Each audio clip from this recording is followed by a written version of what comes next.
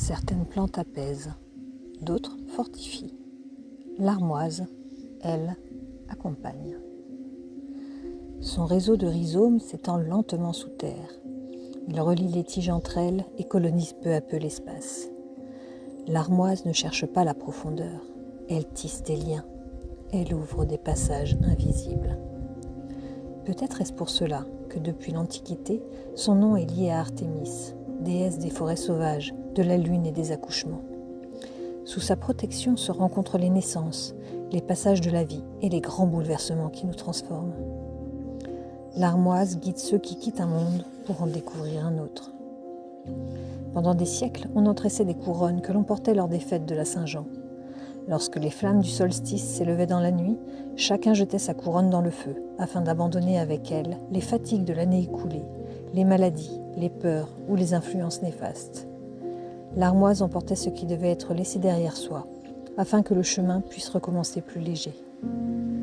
Les voyageurs glissaient quelques feuilles dans leurs chaussures ou à leur ceinture. On disait qu'elle éloignait la fatigue, protégeait des mauvais esprits et permettait de retrouver son chemin, même lorsque celui-ci semblait perdu. Derrière ces croyances se cache peut-être une intuition plus profonde. Celui qui demeure relié à lui-même finit toujours par retrouver sa direction. Mais l'armoise est aussi la grande plante des rêves.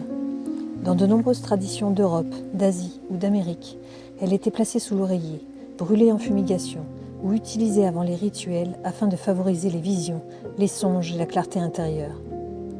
Elle n'était pas censée créer des illusions, elle aidait plutôt à lever les voiles qui empêchent de voir. Et c'est sans doute là que réside son véritable enseignement. L'armoise ne montre pas un autre monde, elle affine notre regard sur celui-ci. Elle invite à écouter ce qui murmure sous le bruit quotidien, à reconnaître les intuitions que l'on écarte trop vite, à accepter les périodes où tout semble incertain, parce que quelque chose est justement en train de naître. Elle nous apprend que l'on ne traverse jamais un seuil sans en être transformé. Porter l'armoise, ce n'est peut-être pas seulement se protéger, c'est souvenir que, même lorsque le chemin disparaît sous nos pas, une route continue de se tisser.